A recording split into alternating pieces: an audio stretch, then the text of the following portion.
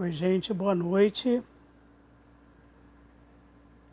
Então vamos lá, começando mais um episódio, mais um encontro do projeto O Filme da Sua Vida. Hoje eu vou ter a oportunidade de conversar com o querido amigo, o professor Marcos Pache, professor da Universidade Federal Rural do Rio de Janeiro.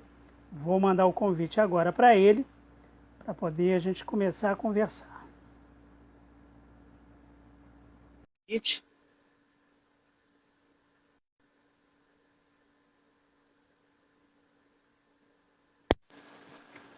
Está chegando.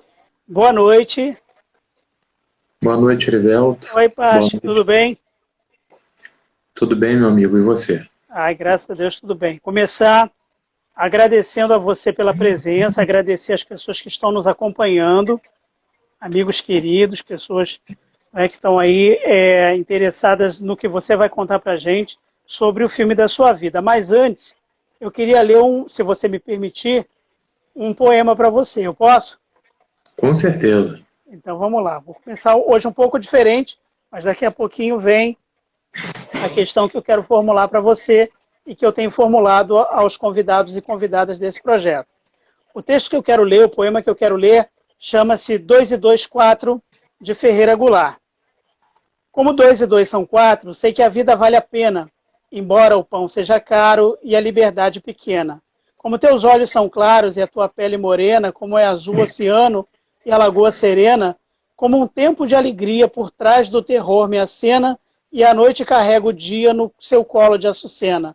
Sei que 2 e 2 são 4, sei que a vida vale a pena, mesmo que o pão seja caro e a liberdade pequena. Então, um poema do Ferreira Goulart, para homenagear você, que é um leitor, já prefaciou obras do Ferreira Goulart, é um estudioso, e a pergunta que vai abrir a nossa conversa de hoje é a seguinte: Marcos Pache, como é o filme da sua vida? Meu querido amigo, obrigado mais uma vez pelo convite, pela recepção, pela leitura do poema. Quero saudar aqui os nossos colegas, as nossas colegas que estão chegando, os nossos amigos também. Eu já vi aqui o Cícero e o Flávio. Um abraço para vocês. Abraço.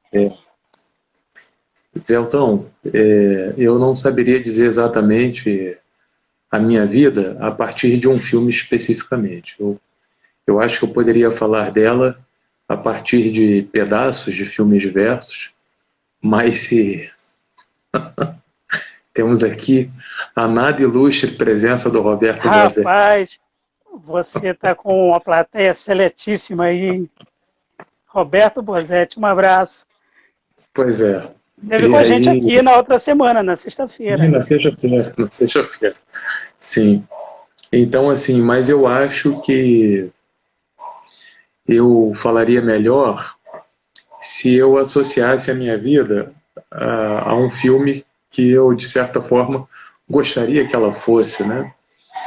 Tem um filme brasileiro do Walter Salles, que é um filme pouco comentado da obra dele, que é o Abril Despedaçado, de 2001. E aquele filme apresenta uma narrativa bastante contundente, bastante bruta, porque, afinal de contas, ele é centrado numa disputa por terra que acontece entre duas famílias, e é uma disputa bastante sangrenta, que inclusive tem o seu desfecho no assassinato do menino, que no filme é chamado Menino.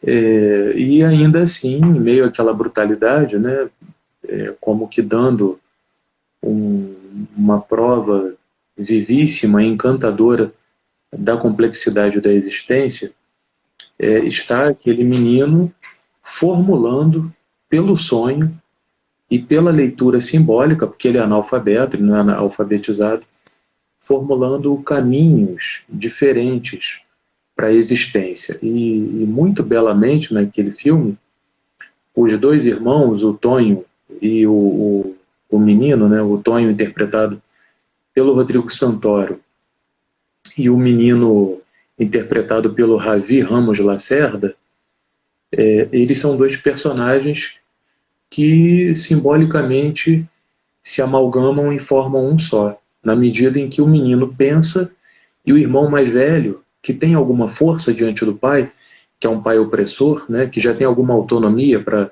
sair de casa, o irmão executa. Então é o irmão José que... Dumont é o ator que faz o patriarca da família, né? Sim, Uma baita sim. interpretação. O José Dumont é meu ator favorito e eu acredito que aquela ali seja o ápice, né, aquela interpretação seja o ápice do trabalho dele. Então, o menino pensa e o irmão mais velho executa, né? Então é o irmão que vai experimentar concretamente o amor da Clara e é o irmão que ao fim toma caminhos diferentes e em vez de tomar a direção habitual da aridez, da dureza, ele vai na direção do mar, né?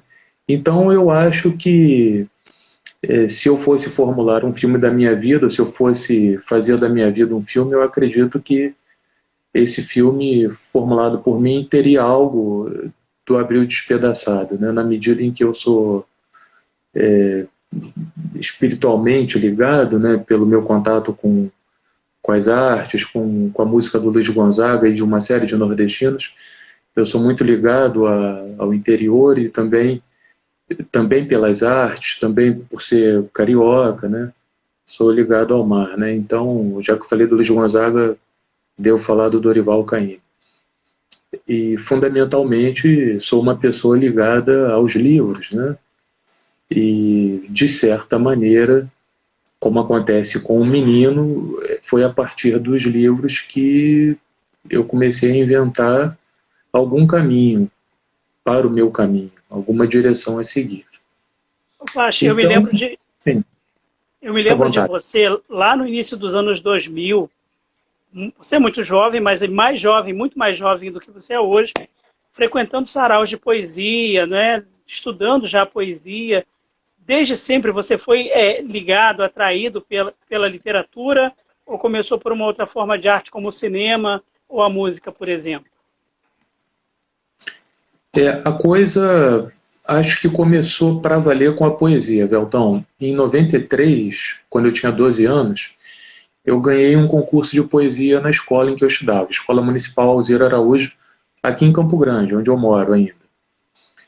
Só que aquilo foi uma coisa circunstancial, ficou ali. O professor de português que, em determinado momento, né, eu me tornei colega dele, que era o Antônio Menezes. O Menezes pediu que a gente escrevesse poemas porque haveria um concurso de poesia na escola. Então eu escrevi um poema intitulado O Brasil, ele deu sugestão de temas no quadro, eu escrevi um poema chamado O Brasil, ali com algumas coisas muito genéricas sobre o país, aquela coisa de dizer que o país poderia ser bom, mas é ruim, enfim. E aí, posteriormente, eu retomei esse contato em 1998, quando eu estudei com uma professora que foi uma professora de presença muito marcante na minha trajetória, que é a professora Maria Célia. Eu nunca mais tive contato com ela. Falei com ela no Natal de 2006 e desde então nunca mais nos falamos. Eu tenho muita vontade de encontrá-la. E o que aconteceu em 98 foi o seguinte: eu iniciei o que então se chamava segundo grau em 96, no Colégio Estadual Dr. Albert Seib, em Campo Grande também.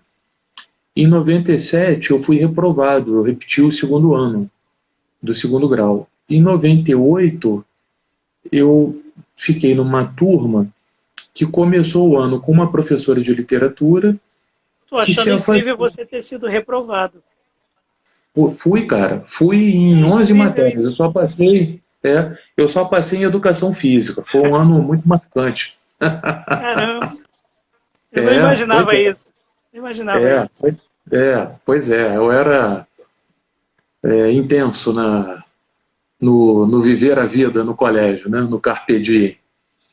Então, Veltão, naquela ocasião, eu fui estudar em 1998 numa turma que começou tendo aula de literatura com uma professora que se afastou ao fim do primeiro bimestre porque ela tinha algum problema nas cordas vocais e foi tratar disso. Quem foi substituí-la foi essa professora chamada Maria Célia. E eu me lembro muito bem que no primeiro dia de aula ela chegou e disse que não iria ali apenas dar aula de história da literatura para nós, que o trabalho dela não ia servir de nada ou de muita coisa se ela não nos fizesse sentir alguma coisa que a literatura tinha, né? E naquele momento, embora eu me lembre disso detalhadamente, aquilo não me causou nenhum impacto, assim, era uma professora que estava falando. Mas com o passar do tempo, isso acabou se tornando uma memória importante, porque essa professora, sempre que chegava, ela escrevia trechos de canções, ela comentava, estava vindo para cá, ela morava em Jacarepaguá, estava vindo para cá, e ao passar pela serra tocou essa música no rádio, então ali eu comecei a ter algumas referências que eu não tinha em casa em termos musicais. A minha família era uma família muito dada à música. O meu pai foi violonista, né? Mas eu, evidentemente, eu não conheci tudo dentro de casa. Daquilo que ficou mais para os meus ouvidos, até hoje, eu posso destacar que a minha mãe, por exemplo, ouvia bastante Zé Ramalho e meu irmão mais velho ouvia bastante Caetano Veloso. Mas, por exemplo, Milton Nascimento, eu fui, de certa forma, digamos assim, descobrir sozinho. O Tom Zé, o Belchior, que se tornou central para mim, né? E também algumas referências eu peguei a partir dessa professora, como Gonzaguinha, por exemplo, por causa desses fragmentos que ela escrevia. Foi naquele ano, inclusive, que eu comecei a comprar discos de MPB. O primeiro disco do Caetano Veloso que eu comprei, por exemplo, é de agosto de 98, ano em que eu estudei com essa professora, né? O meu primeiro disco do Milton Nascimento é de abril de 99, já seguindo, digamos assim, uma sequência. Marcou bastante, então, essa influência, hein? Bastante, bastante. Eu lembro, inclusive, detalhes dos dias em que eu fui comprar, porque a partir de determinado momento as aulas daquela professora foram se tornando ecos para mim. E uma coisa importante foi que em 99, já estudando com outro professor, o professor Vicente, eu passei a ter contato com um livro didático do José de Nicola, ou Nicola, né? E aquele livro, para mim, foi como que o meu primeiro centro cultural. Inclusive, Veltão, olha que coincidência bonita. A epígrafe desse livro é o 2224 do Ferreira Goulart. A primeira vez na vida que eu vi o nome Ferreira Goulart e tal, foi naquele livro. E nem dei muita bola. Depois que o tempo passou, que eu conheci o Ferreira Goulart, eu voltei, que eu tenho o livro até hoje comigo, né? E o Nicola, inclusive, é uma figura presente no Facebook, tem andado meio sumido, né? Mas é meu amigo e eu tive a feliz oportunidade de falar isso para ele. Eu falei, professor, eu me tornei leitor do Ferreira Goulart, estudioso da obra dele e tal, e a primeira vez que eu ouvi falar de Ferreira Goulart foi no seu livro, né? Estava lá uma dedicatória para Tânia, verão de 86. Então, Veltão, essa professora, a Maria Célia, ela é, de certa forma, um divisor de águas para a minha sensibilidade, né? Então, isso foi muito importante. E aí, bom, mas aquilo não produziu em mim uma reação do tipo, eu vou estudar literatura. Isso teve um processo, eu terminei o segundo grau em 99, e aí eu fui fazer pré-vestibular no ano 2000, sem saber direito o que ia fazer, conversando com um dos meus irmãos, o Paulo, que já então estudava História, e depois, em 2001, porque no ano 2000 eu não passei no vestibular. Naquela época, se a gente tirasse 0 em alguma prova, a gente não entrava. Então, por mais que a minha nota tenha sido boa, eu fiquei com uma nota legal para o UFRJ, eu tirei 0 em Química e Física, então não passei. E eu pensava em fazer jornalismo, né, e tal, e estava indo bem na preparação. Mas aí, conversando com o meu irmão meio que fez comigo um teste vocacional, que eu falei, eu não quero trabalhar com tal coisa, nem com aquilo, nem com isso, aquilo, que eu não gosto de não sei o que e tal. Ele falou assim, cara, então ou tu vai fazer jornalismo ou tu vai fazer letras. Só que qual era o problema de fazer letras? Língua portuguesa. Eu sempre fui mau aluno de... Não exatamente sempre fui mau aluno, mas eu sempre oscilei entre o mal e o regular, né?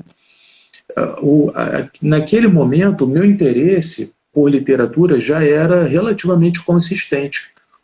Porque eu saía das aulas, eu tenho um professor que se tornou meu amigo, o Fred, de geografia, que é o Frederico Kruger. O Fred brincava comigo dizendo que a minha mochila ia passar no vestibular e eu não. Porque eu saía em tantas aulas para ir a Silbene, sobre cujo fim você escreveu, uma crônica, inclusive, muito bonita. Eu ia à loja da Silbene, e aquela loja da Silbene era um grande parêntese no comércio de Campo Grande, né? Quanta coisa tinha ali, jornal de fora do país, incrível, né? Era incrível. Da Argentina, era incrível. E ali vendia uma revista que hoje tem uma pegada muito mais filosófica, que é a revista Cult. Mas naquele período era uma revista preponderantemente de literatura. Então eu me lembro bem, o primeiro número que eu comprei era um número que tinha na capa uma chamada intitulada Conversações Poéticas, que eram porque a matéria dava a notícia da publicação em livro da troca de correspondências entre o Mário de Andrade e o Manuel Bandeira, que saiu pela EDUSP. Então, a partir dali eu fui me familiarizando. Então, chegamos ao ano 2001, aí naquela, o que eu faço? Ficava ainda aquela dúvida entre jornalismo e letras, porque em relação ao jornalismo, naquele período eu estava começando a ler o Marx. E aí, a tendência, quando a gente lê, digamos assim, um vulcão em erupção, como é Karl Marx, quando a gente é muito jovem e tal, a tendência é que a gente fique meio dicotômico. Eu era um jovem, provinciano. Saúde, meu. Saúde, meu irmão. Uma aguinha aqui. Então, um jovem provinciano, imaturo, eu achava que trabalhar com jornalismo significava trabalhar em empresas como a Rede Globo. Eu até conhecia uma revista muito interessante, que já não circula mais, Caros Amigos, mas a Caros Amigos vivia na pindaíba, né? Sempre a ponto de fechar e tal, por falta de grana, tanto que fechou.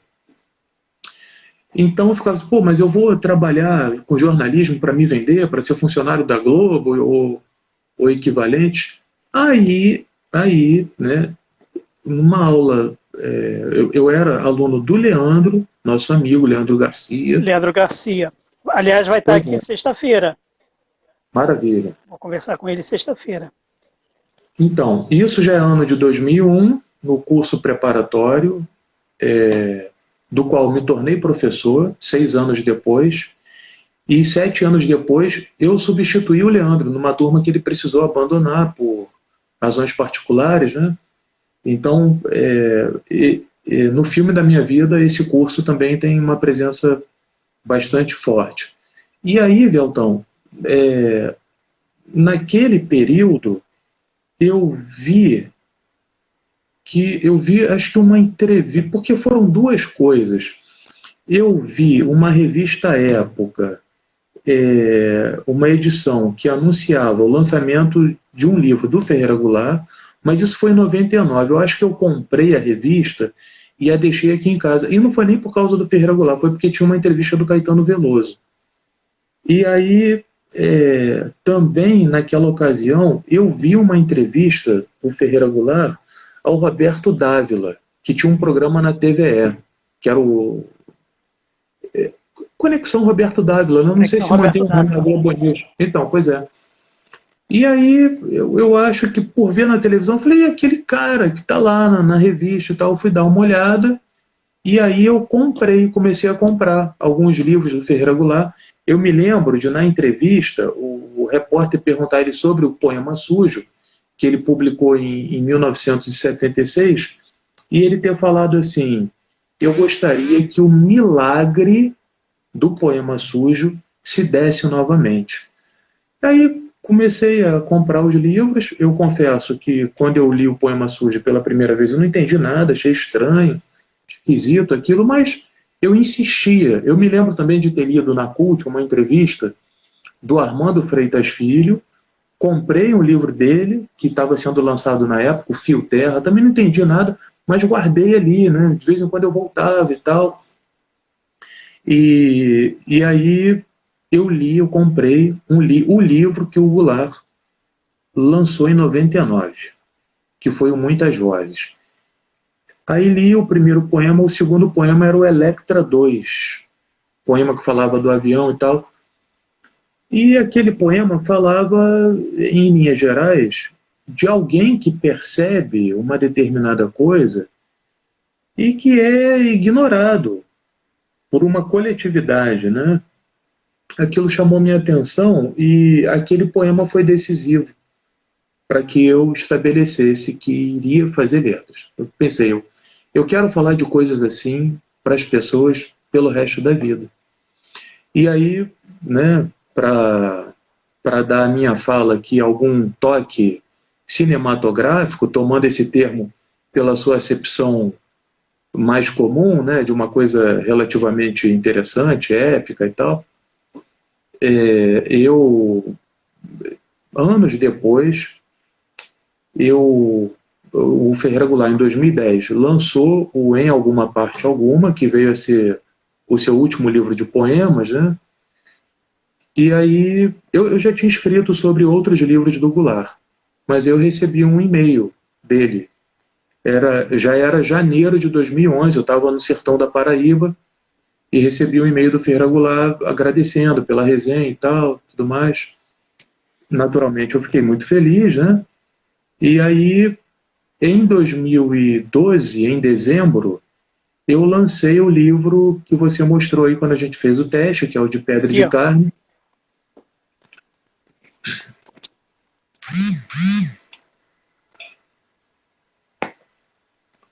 Pela Confraria do Vento, e esse livro comporta 51 textos que eu publiquei na imprensa, são resenhas. E tem essa resenha que eu fiz do livro do Goulart. Aí eu fiz contato, perguntando se ele aceitaria receber o livro e tal, para mandar para ele. E aí ele não só disse que aceitaria, como tinha me indicado para escrever alguma coisa na nova edição que esse livro teria. Fiquei também bastante feliz. E aí ele falou, ó, a editora vai te procurar e tudo mais, que era a Maria Amélia Melo, que editava as obras dele. E quando a Maria Amélia me procurou, aí nós já estávamos em janeiro de 2013,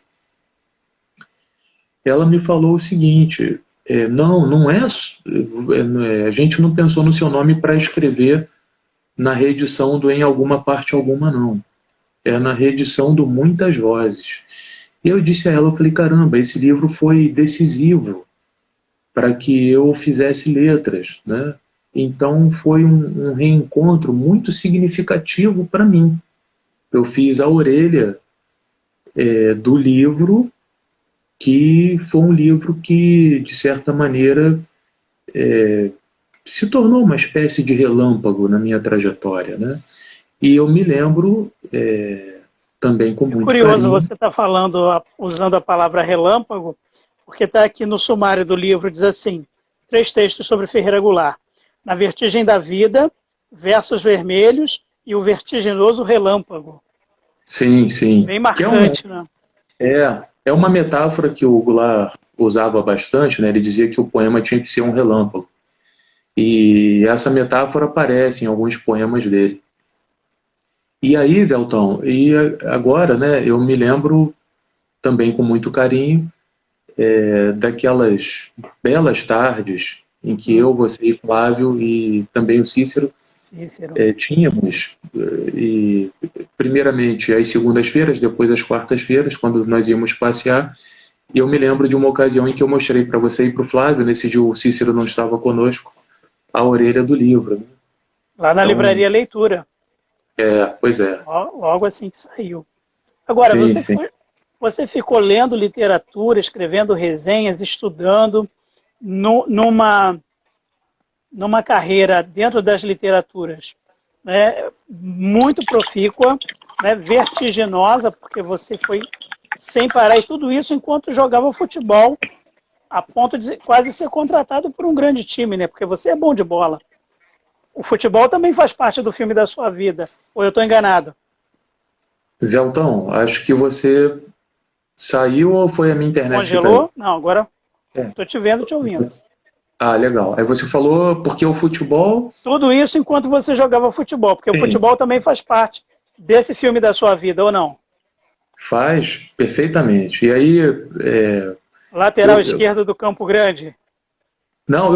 como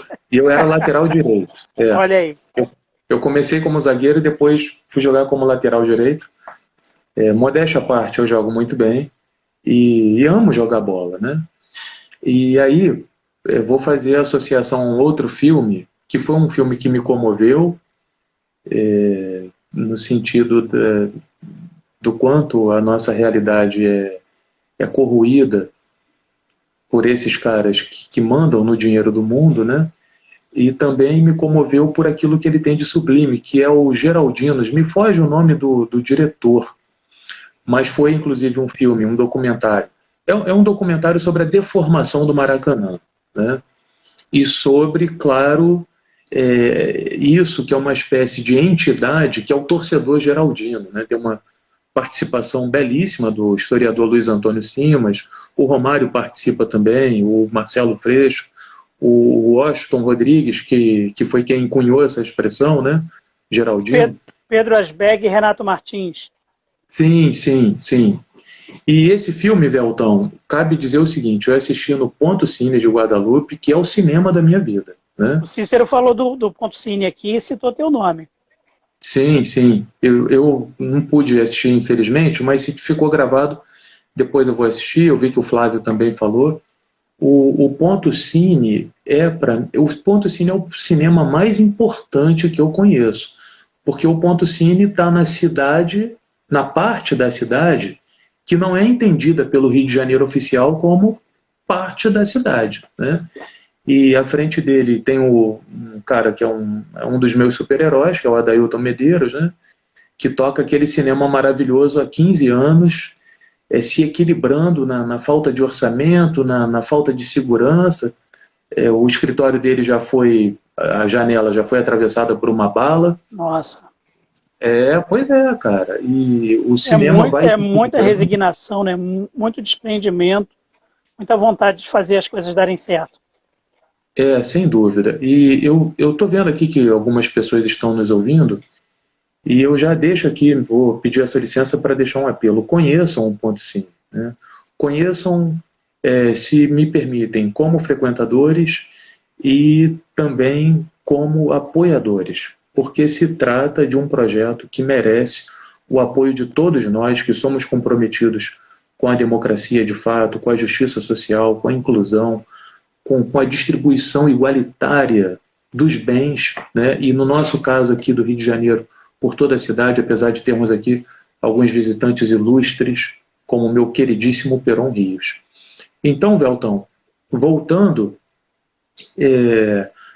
o filme da minha vida se passa preponderantemente na zona oeste do Rio de Janeiro, e isso diz respeito também ao futebol. Meu pai quase foi profissional do Bangu. Meu pai chegou a jogar com o Ademir da Guia. Meu pai falava do Ademir, meu pai falava do Ademir da Guia com muita distinção, se o cara jogava muita bola. E eu, em 95, tinha 14 anos, eu entrei na escolinha do Bangu, e eu entrei em junho. Pouco tempo depois, houve a formação da equipe infantil para a disputa do Campeonato Carioca de 96. Eu fui selecionado. O meu técnico na escolinha depois se tornou técnico do profissional do Bangu, que era o Mazolinha. E o meu técnico na equipe infantil foi o Danilo Quintanilha. A nossa equipe não foi bem, mas eu me lembro com muita saudade daquele período, né? Era um sonho, imagina, de menino. A gente foi jogar contra o Fluminense nas Laranjeiras. A gente foi jogar contra... Pois é. Cheguei lá, ouvi o Ronald, lateral direito, que era excelente. O Fluminense, tinha sido campeão carioca de 95. Gol de barriga do Renato, né? em cima do Flamengo, né, deve-se dizer. E naquele momento, eu fui jogar lá nas Laranjeiras em maio. Naquele ano, na verdade, o Fluminense, 96, em 95 o Botafogo foi campeão, e o Fluminense, agora eu não vou lembrar se foi 95 ou 96, mas acho que foi 96. O Fluminense fez uma grande campanha no Campeonato Brasileiro. O Fluminense era um time de ponta, também, como o Botafogo também era, né? Campeão brasileiro, inclusive de 95. Então eu cheguei lá, vi o Ronald, tinha um carro lá, um carrão, o pessoal dizia que era do Renato Gaúcho e tudo mais. Então aquilo era um sonho de menino, né? A gente foi jogar em Volta Redonda, e a gente jogando no próprio Moça Bonita, que é um dos principais campos do Rio de Janeiro, aquele estádio... Tem história. O estádio cheio de história. Já então ele estava degradado, mas é um estádio maravilhoso, né? Então aquilo foi muito importante para mim. Em 97, o meu técnico saiu, então houve uma debandada de alguns jogadores mais ligados a ele, e eu fui para o Séries, então presidido pelo Coronel Jairo, né? Enfim, pula essa parte. E aí eu fui para o Séries, cheguei a fazer algumas partidas, mas a minha documentação ficou toda no Bangu. Aí, em determinado momento, o meu técnico foi demitido do Séries e eu não levei aquilo adiante. Eu adorava futebol, sonhava em ser jogador, mas não tive qualquer perseverança, né? Deixei aquilo de lado. E aí, por pouco a literatura não fica sem um grande pesquisador, um grande professor, e o futebol ganha um craque de bola. Faltou um pouquinho só. Quem sabe, né? Pois é. Agora, deixa eu retomar um ponto da sua fala, quando você se refere ao cinema, não é o Ponto Cine em Guadalupe. Eu acompanho você há muito tempo, tenho por você uma grande amizade, uma grande admiração.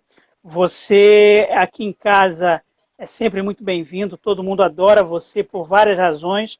Já tive a oportunidade de ser recebido por você também. Você é muito querido, um amigo muito querido.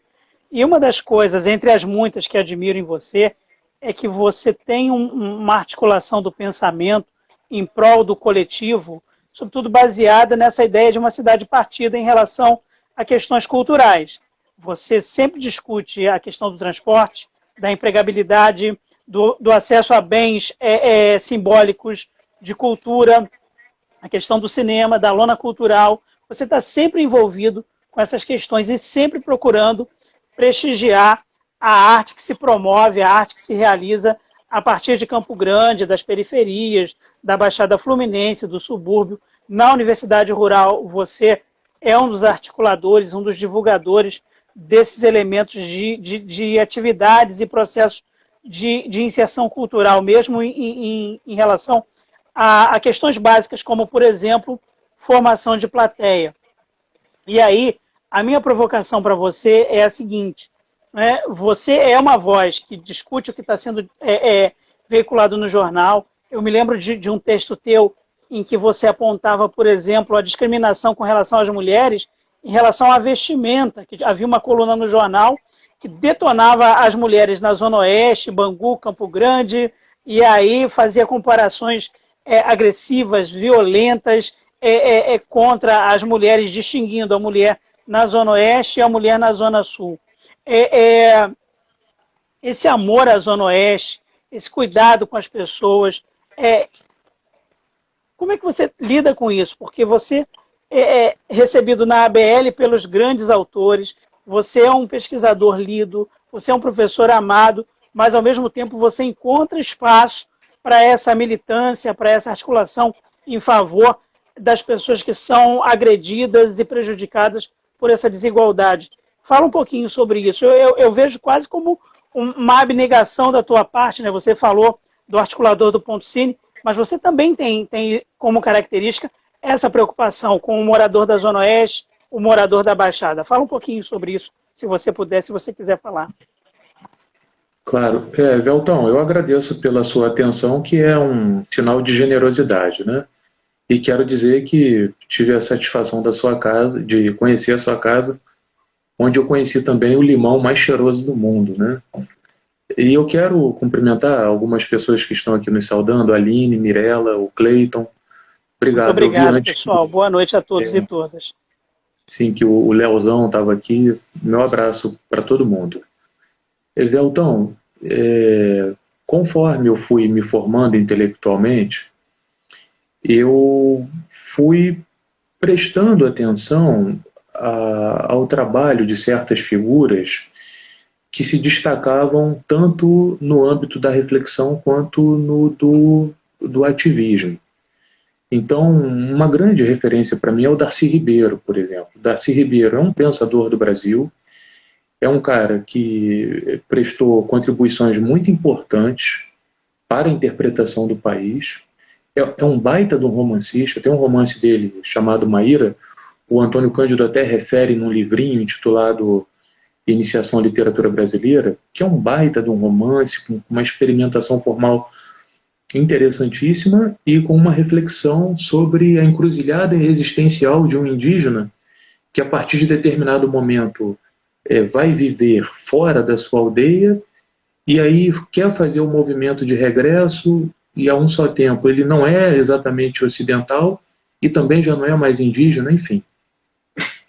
Então, figuras desse perfil, como Darcy Ribeiro, também o Mário de Andrade, mais recentemente, para o meu conhecimento, Angela Davis, são figuras que, desde então, desde que eu as conheci, elas se gravaram na minha atenção justamente por esse fazer. E uma figura que mais recente, para o meu conhecimento, e em relação a quem eu tenho a satisfação de ser interlocutor, que é o João César de Castro Rocha, que é um enorme crítico literário.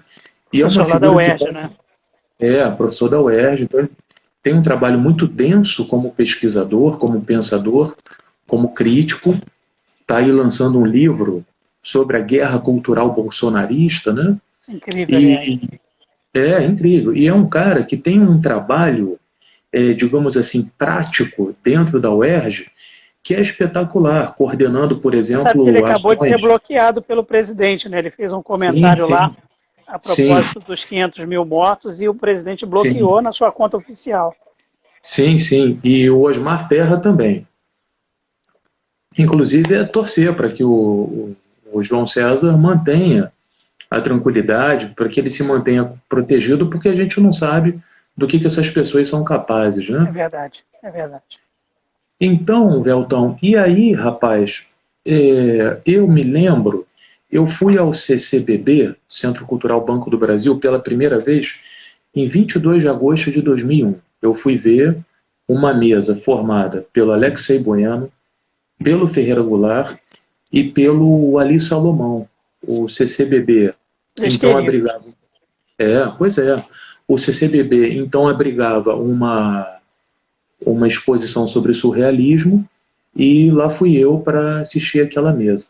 E então, conforme eu fui fazendo esse movimento, porque afinal de contas, eu vejo muito isso pelos meus alunos que vão conhecer o CCBB ainda hoje, o quanto o CCBB tem de impactante no sentido de descoberta, né? Aquele prédio bonito, aquele funcionamento maravilhoso, aquelas exposições, tantas delas, riquíssimas, né? E o acesso daquilo ali é gratuito, é tanta coisa, ou quando não é gratuito é uma coisa muito barata. Como eu já começo a ficar fascinado com o CCBB pelo atendimento. Sim, acho que o processo cultural já se dá ali desde o atendimento às pessoas. É uma outra prática, é uma outra realidade. Sim, sem dúvida alguma. Você que vem da Zona Oeste, eu que saio da Baixada Fluminense, quando a gente tem acesso a esses pontos de cultura e a gente é bem atendido, a gente é bem recebido, o encantamento já começa daí. Sim, e consequentemente tem detalhes que para nós que andamos tanto para chegar até lá, acredito que não só para nós, mas para quem sai de longe para ir para lá, tem um guarda-volumes, por exemplo. Você vai com uma mochila pesada, às vezes porque leva um casaco, porque pode chover na volta, você pode guardar a coisa ali e assistir a exposição sem peso, pode ir ao teatro, enfim. Então, eu comecei a notar as dificuldades que nós tínhamos de deslocamento para lá, porque o sistema de transporte público do Rio de Janeiro é uma desgraça. É horrível. E, consequentemente, isso foi me fazendo perceber os problemas existentes na nossa própria região.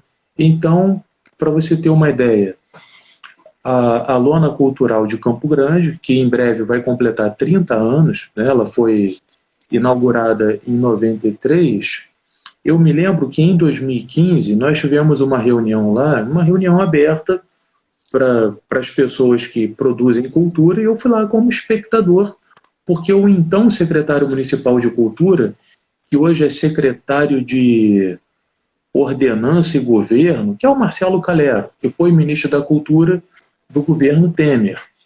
O Marcelo Calero estava lá, né, e eu pedi a palavra para falar para ele que, por exemplo, o encosto do banco era o mesmo desde que a lona tinha sido inaugurada. E aquilo estava tudo torto. Uma pessoa que se sentasse ali e se encostasse para assistir um show, a pessoa ia passar uma noite de desconforto. Se for uma pessoa idosa ou com um problema de coluna qualquer, pior ainda. E aí, pouco depois, ele me deu uma resposta completamente sem nexo, e pouco depois ele apareceu num dos jornais de bairro do Globo, que era o Jornal da Tijuca, apresentando, todo feliz, todo orgulhoso, entregando a reforma do Teatro Zimbisque e sublinhando o seguinte: nós inclusive esticamos, aumentamos uma parte ali da fachada da marquise, perdão, nós aumentamos a marquise para que as pessoas que eventualmente esperassem para entrar num dia chuvoso não se molhassem. Então, esses detalhes, sabe, Veltão, o fato de a nossa biblioteca aqui em Campo Grande não ter uma placa indicando quem é o patrono, quer dizer, tem um nome que é um poeta do século XVIII, e ninguém vai saber quem é se depender da própria biblioteca que leva o nome do cara. E aí o jornal o Globo, apesar de ser o jornal o Globo, nós sabemos historicamente quais são os compromissos políticos do jornal o Globo, mas o jornal o Globo, como outro jornal, é uma concessão pública, então tem alguns espaços, né, a partir dos quais a gente percebe uma fresta democrática. Então, o jornal o Globo tinha o expediente dos cadernos de bairro, e um deles era o da Zona Oeste. E aí o que acontecia naquele período? A gente podia aproveitar aquele caderno para escrever algumas cartas que eram publicadas apresentando as nossas denúncias, desde buraco em estrada até linha de ônibus que sumia. O que aconteceu em determinado momento? O jornal O Globo suprimiu os jornais de bairro de determinadas regiões, substituindo, na verdade, o caderno de bairro pelo formato do Extra. E na escala de valores das organizações Globo, o jornal Globo vale mais do que o Extra. O Globo seria uma espécie de jornal sofisticado, o Extra é um jornal popular. E segmentação de público pela leitura, né? Completamente. De acordo com os valores do jornal Globo, sim. Então, de acordo com essa escala de valores, o Extra é um jornal rebaixado. Então você vê que o Globo, com isso, está lesando o nosso direito de consumidor, primeiramente. Porque a gente paga para ter o Globo, mas recebia, até certo momento, o Extra. E o Extra não comportava um espaço para cartas conforme. Ele era um jornal voltado assim, para o entretenimento das massas. E dentro disso havia uma coluna supostamente, né, voltada para o comentário de moda feminina. Tinha uma jornalista lá chamada Roberta Ferraz, que sob o pseudônimo de Lolô Penteado, ela se permitia fotografar mulheres na rua, em calçadões, por exemplo. Isso acontecia também na Baixada Fluminense.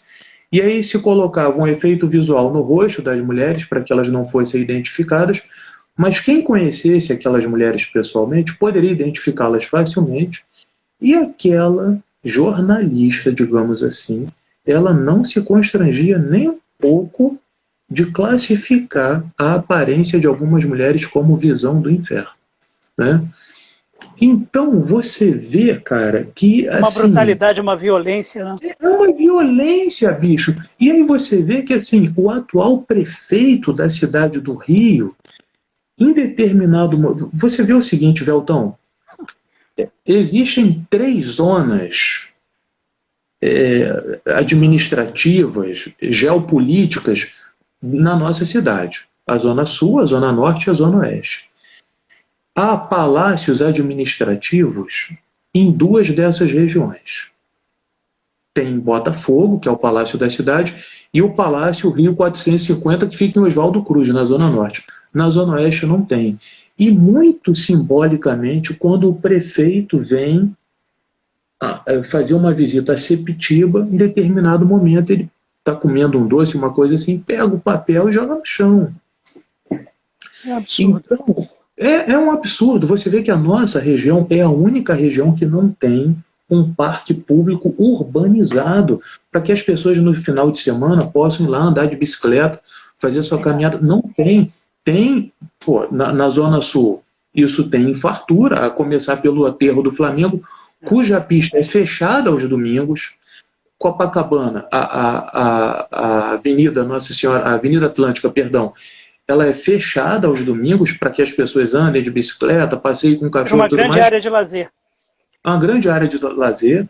Tem, por obra da gestão do Eduardo Paes, uma gestão passada, tem o Parque de Madureira. E na Zona Oeste, cara, que territorialmente falando é a maior região da cidade, populacionalmente também, cara, não tem o que a gente tem essa Avenida Brasil terrível. O troço está em obra, cara, há quase uma década. A previsão de entrega era para 2016, por causa das Olimpíadas, e veja você, o propósito, teoricamente não, a previsão teoricamente era para entrega nas Olimpíadas, e para que aquilo ali vai servir? Para colocar mais ônibus, não é transporte de massa, não é expansão do trem, não é expansão do metrô. Então, Veltão, você vê que nós estamos cercados por todos os lados, cara. O sujeito fica sitiado, isolado, né? Sim, a mesmo mentalidade... que tenha um evento gratuito lá na Zona Sul, que ele queira participar, até para o deslocamento, o sujeito fica lá assistindo uma peça de teatro, uma exposição, por exemplo, um evento de dança, um show, ele fica preocupado com a volta, se vai ter transporte, com a segurança em havendo transporte, com a segurança, e ao mesmo tempo, todas as subvenções, todos os patrocínios, todos os incentivos são para manter os artistas nesses nichos, centro, Zona Sul, eventualmente Zona Norte, e Zona Oeste fica abandonada. Sim, exatamente. Então, eu sinto, Veltão, eu tenho um ódio que eu acaricio bastante, que eu prezo muito manter pela cidade do Rio de Janeiro, entendida a partir da sua política oficial, entendida a partir da sua mentalidade oficial. Essa coisa do jornal Globo, quando vai publicar tendências do verão, o que vai bombar no verão, é aquele recorte muito claro, segundo o qual a cidade se resume à Zona Sul, tendo alguma coisa da Barra e um pouquinho do centro da cidade, né? A cidade não existe da Avenida, da Rua 1º de Março para cá.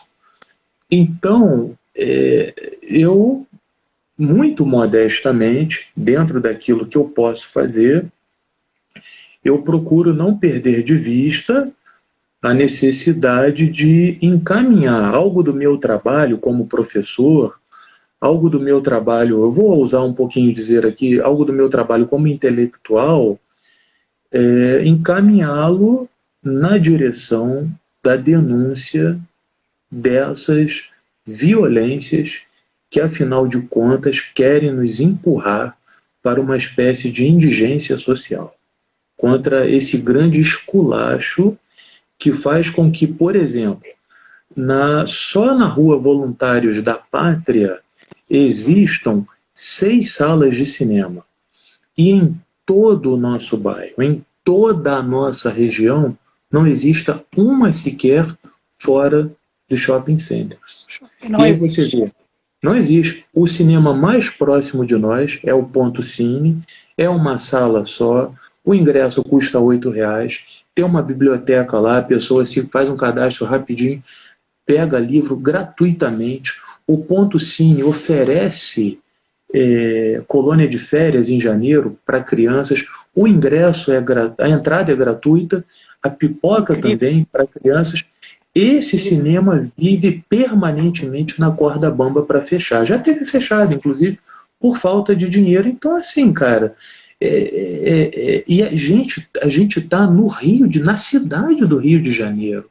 Isso é absolutamente inconcebível, né? Então, eu tenho a pretensão de rodar esse filme colocando isso em evidência também. Ô, Pachi, a gente está chegando ao final desse nosso encontro, Sim. Mas eu não quero encerrar a nossa conversa sem propor a você, se você se sentir à vontade para falar naturalmente, que você, como pesquisador, como humanista que você fale, ainda que brevemente, né, e já fica o convite para no outro momento a gente se encontrar para falar também mais detidamente sobre o assunto, sobre o projeto do qual você participa, do qual você é um dos articuladores, um dos incentivadores, que é o de remissão da pena através da leitura, que é um projeto que eu particularmente acho incrível, acho corajoso, abnegado da tua parte como pesquisador e como professor, porque a sociedade ela não entende muitas vezes, por parte da sociedade, ou algumas pessoas, o alcance que a literatura e que a arte pode ter em qualquer vida, em qualquer vida. E você, com os teus alunos, os teus bolsistas, outros colegas teus, outros intelectuais, pessoas também comprometidas com a sociedade, com a educação, têm feito esse trabalho. Você poderia falar um pouquinho, não é, da remissão de pena através da leitura para quem está acompanhando a gente? Posso, claro, meu amigo. Agradeço aqui ao Cleiton, que completou a informação sobre o secretário Marcelo Calero. E, Velton, você fica perfeitamente à vontade para sinalizar aí, se eu falar mais, porque eu sei que aqui no Instagram tem um limite, claro. Tem um limite de 1 hora. Sim. Mas, por então, enquanto, dá para a gente conversar. Temos 7 minutinhos. Sim, ótimo. Então, veja que tem uma parte da nossa vida que é a gente que faz. Tem outra que não adianta, é decisão do mistério, né? Então, veja você, por mais que eu olhasse para o mundo na sua grandeza, eu nunca saí da Zona Oeste, eu nunca saí de Campo Grande. E na hora em que eu vou prestar concurso, eu viajava para alguns estados e eu considerava, né, poxa vida, vou fazer concurso para cá, se abrir e tudo mais, quero morar nessa cidade. Eu passei para a universidade que era justamente a mais próxima da minha casa, que é a Universidade Federal Rural do Rio de Janeiro, cujo campus da minha atuação fica em Seropédica, né? Na Baixada Fluminense, numa parte da Baixada. Pois é, numa parte da Baixada Fluminense que para nós parece mais a Zona Oeste do que propriamente a Baixada, né? Então, Velton, pela junção de alguns fortes reveses pessoais, em 2017 eu tive uma separação e o meu pai morreu. E naquele momento, evidentemente, eu senti o impacto desses dois acontecimentos e tentando reorganizar a minha vida, tentando organizar a minha cabeça, eu achei que deveria tirar alguns projetos da gaveta. E um desses projetos era o de trabalhar em cadeias, que foi uma vontade que eu senti desde que eu vi Carandiru no cinema, do Hector Babenco, inclusive no cinema do Oeste Shopping em 2003. O Oeste Shopping, para quem está nos ouvindo aqui em Campo Grande. Então, Velton, o filme do Hector Babenco, baseado na obra do Drauzio Varela, né? Do Drauzio Varela, sim, Estação Carandiru de 99. Bem observado. Então, meu querido, o que aconteceu naquele momento foi que, por causa da tristeza e tal, você tem a sensação de estar perdido e, consequentemente, você começa a questionar, eu comecei a questionar as coisas que eu fazia. Cara, e aí eu pensava assim, pô, pra que eu escrevi tanta resenha? Pra que crítica literária? Tô aqui, todo arriado e tal. Aí tá bom, fui procurar o padre, depois de muita procura, eu tô encurtando aqui a conversa, fui procurar o padre Roberto Magalhães, coordenador da pastoral carcerária aqui no Rio de Janeiro. E eu queria me disponibilizar para fazer qualquer coisa, para carregar alguma coisa lá no presídio, para ajudar e tal. Aí, conversando com ele, ele falou assim: professor, o senhor não tem perfil para trabalhar na evangelização, eu não sou religioso, né? E aí ele disse assim: mas existe um projeto chamado Remissão de Pena pela Leitura, que é o seguinte: os presos têm que escrever resenhas. Eu falei: não é possível, né? Num momento em que, assim, eu não via serventia nenhuma para aquilo. Eu cheguei às cadeias, eu comecei a trabalhar precisamente em 14 de maio de 2018, primeiramente como auxiliar da Unirio, e aí depois a gente participou de um edital interno da Universidade Federal Rural do Rio de Janeiro, em julho de 2018, e desde então a gente vem realizando esse trabalho. Quero até deixar um convite aqui, porque desde o início da pandemia a gente não tem ido às cadeias, mas o trabalho não parou. Neste ano, eu e a minha equipe, né, junto com outros colegas, nós participamos da elaboração de um projeto de lei estadual a partir do mandato da deputada estadual Renata Souza, e segunda-feira que vem nós vamos ter uma conversa, eu vou divulgar no Facebook sobre isso. Então, Veltão, e você vê, na zona oeste do Rio de Janeiro, porque eu trabalho no complexo do Jericinó, em Bangu. Então, para mim, tem sido a um só tempo algo contundente, porque, afinal de contas, quando a gente entra numa cadeia, cara, a gente entende em carne viva o que é a história do Brasil. No seu sentido mais perverso, excludente, preconceituoso. E agora, por outro lado, né, isso foi me mostrando uma serventia do meu trabalho que até então eu não poderia imaginar aquilo. Então eu não posso, sem ignorar que o que me leva até lá é um problema estrutural do país, mas por outro lado eu não posso deixar de dizer que tem sido uma felicidade atuar no sentido de contribuir, né, de alguma forma contra esse estado de coisas. E essa sensação de felicidade aumenta na medida em que eu estou fazendo isso em nome da universidade pública, que eu estou fazendo isso a partir da literatura e mais especificamente da crítica literária, que é uma paixão para mim, e que eu estou fazendo isso na zona oeste do Rio de Janeiro, na zona oeste da nossa cidade. É um trabalho incrível mesmo. Pache, a gente está chegando ao final. Eu quero agradecer muito a você, você que é um amigo muito querido, uma pessoa por quem eu tenho um grande afeto. Tivemos a oportunidade de trabalhar junto. Você sempre foi uma pessoa, um colega, um amigo maravilhoso. E assim, eu me lembro de muitas coisas muito positivas sobre você. O seu talento como pesquisador, como professor é maravilhoso. Né? Nós dividíamos turmas de alunos e os comentários sobre o teu trabalho eram sempre muito elogiosos, e o resultado dos trabalhos que você produziu enquanto nós trabalhamos juntos foi sempre muito positivo e de aprendizado para mim e para os nossos alunos. Mas tem uma imagem que eu acho que eu não vou tirar nunca da minha cabeça a teu respeito, que é uma foto em que você está ajudando o teu pai a se barbear. É uma imagem que eu tenho de você e que guardo com muito carinho e como exemplo da grande pessoa, do grande caráter, da pessoa amorosa e afetuosa que você é. Não só com os da sua casa, com os seus familiares, mas com todos aqueles e aquelas que estão aí ao seu redor, como seus amigos, seus colegas, seus companheiros e companheiras. Então, agradeço muito a você, desejo que você tenha muita felicidade, muita saúde e me coloco aí à disposição para o que você precisar. Abro agora para as suas considerações finais. Muito obrigado. Bom, muito obrigado, meu amigo. Pena daqueles que não te conhecem, que não têm você como um amigo. eu agradeço pelas palavras tocantes e vou me permitir dizer o seguinte: o meu pai sofreu um AVC em 2012, em setembro, e até a morte dele, em maio de 2017, ele viveu com limitações físicas. E aquilo provocou em mim um outro vínculo com meu pai. E eu tinha muito medo de viajar. Veja você como são as coisas. Eu tinha muito medo de viajar e meu pai morrer, eu não estar por perto. E com o passar do tempo, eu vi que você, também um filho amoroso, passou justamente por isso.